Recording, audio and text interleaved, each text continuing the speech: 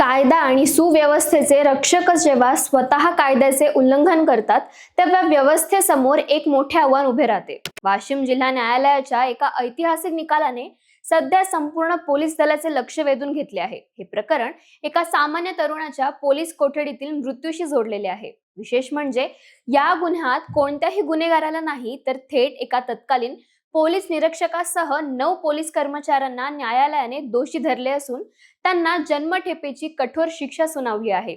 समाजाच्या अगदी अंतिम घटकात राहणाऱ्या एका निष्पाप तरुणाला न्याय मिळवून देणारा हा खटला नेमका काय होता याचा संपूर्ण वस्तुस्थितीवर आधारित वृत्तांत आज आपण पाहणार आहोत। नमस्कार, मी आदिती आणि तुम्ही पाहत आहात सरळ सोपं। ही घटना घडली वाशिम जिल्ह्यातील रिसोड पोलीस ठाण्यात। तारीख होती 10 मे 2011। हिंगोली जिल्ह्याच्या सेनगाव तालुक्यातील वाढोणा नावाचे एक छोटे गाव। या गावात पारधी समाजातील बैग्या नैनू पवार नावाचा एक तरुण आपल्या कुटुंबासह राहत होता। त्याचे लग्न होऊन अवघे 1 वर्ष झाले होते। बैग्याचे वडील नैनू पवार यांनी दिलेल्या माहितीनुसार त्या दिवशी बैग्या नेहमीप्रमाणे शेतात गेला होता। काम उरकून रात्री 12 वाजता घरी आला आणि सगळे कुटुंब झोपलेले होते। पण मध्यरात्रीनंतर साधारण पहाटे 3:30 वाजता रिसोड पोलीस ठाण्याचे एक पथक अचानक बैग्याच्या दारावर येऊन धडकले।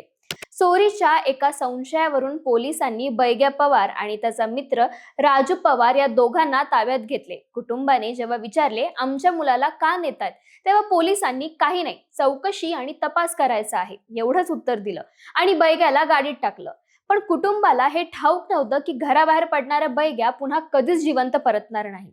पोलिसांचे ते वाहन दोन्ही तरुणांना घेऊन रिसोड पोलीस ठाण्यात पोहोचले आणि तिथून पुढे कायद्याची मर्यादा ओलांडली गेली। चौकशीच्या नावाखाली त्या बंद खोलीत पोलिसांनी बैग्याला बेदम मारहाण करायला सुरुवात केली।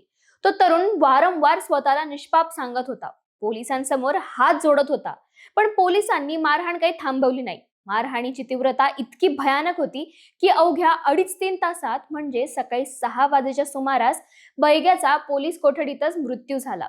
तर त्याचा मित्र राजू हा या मारहाणीत गंभीर जखमी झाला। सकाळी जेव्हा ही बातमी बैग्याच्या कुटुंबाला समजली तेव्हा त्यांच्यावर दुःखाचा डोंगर कोसळला। एका निष्पाप जीवाचा पोलिसांच्या मारहाणीत मृत्यू झाल्याचा स्पष्ट आरोप करत कुटुंबाने न्यायासाठी कायदेशीर लढा सुरू केला।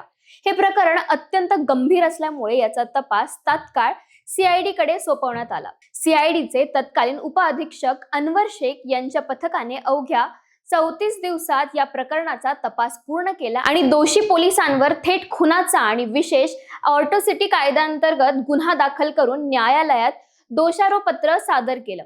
हा कायदेशीर लढा तब्बल 15 वर्ष चालला। एका बाजूला वर्दीची ताकद होती आणि दुसऱ्या बाजूला समाजाच्या अंतिम घटकात जगणारे बैग्याचे वृद्ध आई वडील आणि त्याची पत्नी। या प्रदीर्घ लढ्यात न्यायालयात तब्बल 47 साक्षीदार तपासले गेले। सरकारी वकील ॲडव्होकेट श्रीराम काळू आणि ॲडव्होकेट मनीष साखळे यांनी पीडित कुटुंबाची बाजू भक्कमपणे मांडली आणि अखेर अतिरिक्त जिल्हा व सत्र न्यायालयाचे न्यायाधीश जयसिंग झपाटे यांनी या प्रकरणातील सर्व पुरावे तपासून 9 पोलिसांना दोषी ठरवलं। यामध्ये तत्कालीन पोलीस निरीक्षक माधव धांडे यांच्यासह मदन पवार, रमेश पवार, हिरालाल ताराम, शिवाजी खिल्लारी, अशोक वैद्य, वसंत जाधव, नागोराव खांडके आणि पंजाब पाटकर या 9 जणांचा समावेश आहे। न्यायालयाने यांना कलम 302 म्हणजेच खुनाच्या गुन्ह्यासाठी जन्मठेप, पुरावा नष्ट केल्याबद्दल 7 वर्षे आणि ऑर्टोसिटी कायद्यानुसार 5 वर्षाची कठोर शिक्षा सुनावली आहे। सरकारी वकील ॲडव्होकेट श्रीराम काळू यांनी म्हटल्याप्रमाणे या निकालामुळे समाजात एक खूप मोठा आणि सकारात्मक संदेश गेला आहे की समाजातील जो अंतिम घटक आहे त्यालाही न्याय मिळू शकतो आणि कायदा सर्वांसाठी हा सारखाच आहे। वर्दी घातली म्हणजे कुणाचाही जीव घेण्याचा अधिकार मिळत नाही। 15 वर्षानंतर का होईना बैग्या पवार यांच्या कुटुंबाला आज न्याय मिळाला आहे। या संपूर्ण सत्य घटनेबद्दल आणि न्यायालयाच्या या ऐतिहासिक निर्णयाबद्दल तुम्हाला काय वाटतं आम्हाला कमेंट करून नक्की सांगा आणि अशाच माहितीपूर्ण व्हिडिओसाठी सरळ सोप्पला फॉलो आणि सबस्क्राईब करायला विसरू नका।